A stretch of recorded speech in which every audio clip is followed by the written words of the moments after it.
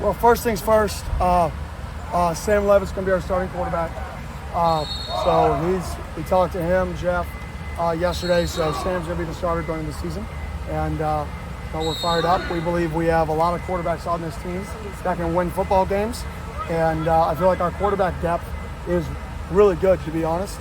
And I'm very confident with all three of our quarterbacks right now that have been getting reps at the 1s, 2s, and 3s. How has Sam's growth since the spring, from what you've seen? I mean, obviously getting used to the playbook, and then now, from an execution standpoint, making that decision for you. Yeah, the game slowed down a little bit. Now, obviously, it's going to speed back up when the live bullets come. Now, let's not kid ourselves. Right? There's going to be some year one things that you don't see that you can coach all you want. Until you see it, you don't see it. But the game's definitely slowed down for me. What are some of the attributes of Sam that please you most, Kenny? Yeah, I mean, in 300 clips of team series scenarios, he has 2 interceptions. So you're talking 300 clips. That's roughly 5 football games, and you have 2 interceptions. That's pretty good. And that's talk about taking care of the football. That's at a high level. On top of that, he cares, his work ethic. He's mobile enough. He's got a lot of traits to where I think he's a really, really, really good football player. And combine that with not turning the ball over, up to this point at camp in team series settings, that's what's helped us make that decision. He's taken a ton of QB1 reps. How has his mentality been? Kind of the guy with the target on his back, guys trying to beat him. Yeah, I mean, he's the same person every day. He's pretty consistent. He's a competitor. So, to be honest, it's kind of been the same person every day. And I'll give all 3 of our guys credit. Trenton, Jeff, and him. They've kind of been the same demeanor, the same mindset every single day, which is why I feel really good about our quarterback room. Is it's not every day's a new day. It's I know what I'm getting out of those guys when they show up in the building. And anytime you know what you're getting with guys, and I think we have weapons to surround our quarterbacks with this year, you can create a plan to put those guys in their best skill set. And I think we have enough talent around our quarterback this year to where we can protect them and we can build a plan around all 3 of them if needed to be successful. It's going to be so. I mean, a day ago, but I knew after the first, when you don't turn it over consistently, it starts to show up. He didn't make the same mistake twice. So it was more like, can you keep this up? Is there a drop-off? You had one bad day in there where you threw both of your interceptions. Can you respond to it? You did. I ripped his butt. Can you respond to it? You did. So it was just a body of work. For being such a young quarterback, it's definitely not a given how he handled the whole situation. Because coming out of spring practice, he was pretty much in the lead, and he didn't never rest on his laurels. That's something that a lot of young quarterbacks maybe fall into that trap. Yeah, the one thing that will never happen here is promises. Anybody who says they were promised something here, it wasn't from me. I can guarantee you that. If it was from somebody on our staff, they're going to have to answer to me because we don't make promises here. We give you opportunities. And we told Sam coming in here in the spring, you're going to have an opportunity to win this job. And he did a nice job. Right? We need another quarterback, so we're going to bring in another quarterback.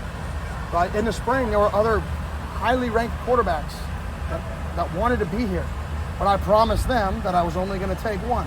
So I was true to my word. Right? Somebody leaves after the spring, and it's okay, we need another one. I have to bring one in. I'm going to bring the best guy to compete with. Right? He said, let's go. And I think the same thing with bringing somebody in, bringing Jeff into the same thought process. So it's always about competition and making the guy next to you better. Because if you get pushed by the guy next to you and he pushes you, we talk about it's a lot easier to climb the ladder with people helping you than to push people down, right? A lot easier if you climb the ladder with somebody. So help each other be the best version of yourself. Has it been determined who the backup will be, or will it be situational? Yeah, right now it would be Jeff. But obviously as things continue, that could change. I have a lot of trust in Trenton. Trenton started a lot of games. He's won a lot. He's won games here. He's a guy I trust. Trenton was voted on the leadership council here for a reason. It's because guys trust him, guys believe in him. He's back there grabbing Sam after plays, like, hey, low red zone, you got to throw that little bang route a little bit faster. You got to throw it in the first window. You got to be ready. Don't throw it when it's open. You got to see it open. He's back there coaching, and to have a guy like Trenton on this football team still, who he just embodies ASU football. He embodies everything that's good about the sport of football, and we're blessed to have him still part of the football team. How nice is it just to know who your quarterback is, the team knows, and everyone can move forward knowing who the main guy is? I mean, it really doesn't matter to me. I mean, it's I think that's most positions. It's a position on the field. It's an important one. I mean, it's the one that makes everything go. It's the one that your season could be. You could be a 4-win team or a 10-win team based off a quarterback. And I think the school down south was living testament of that last year. You know, they had a change, and Noah came in, and he's a hell of a player. And that one player completely changed the entire trajectory of that season. So I think that position is vital, but it's not. You're going to play the best players, and I don't get too much into the whose feelings get hurt. Like, that's part of life. Sam mentioned at Camp T that when he first got here, his leadership style may have been a little bit abrasive, but that you worked with him over the summer, and obviously getting voted to the Leadership Council is a testament to that. Where have you seen his biggest strides off the field as a leader? Yeah, he doesn't just yell at people anymore. And it's funny because Bo was so similar, right? When you're a perfectionist and you want everything to be right and you care at such a high level, it's really hard for you to process that person just may not care quite as much. They may still really care, but they may not have this obsessiveness where practice ends and I watch it immediately because I can't function if I don't. And you've got to be able to say, okay, how do I get the best out of this guy? Well, jog down the field. Say, hey, flatten that out for me. Don't yell, flatten that out, what are you doing? Right? Yeah, everybody knows you're smart, great. But everybody's gonna hate you. Now, he's really embraced that model of, like, channel that passion and energy, right? And do it in one-on-one settings with certain guys.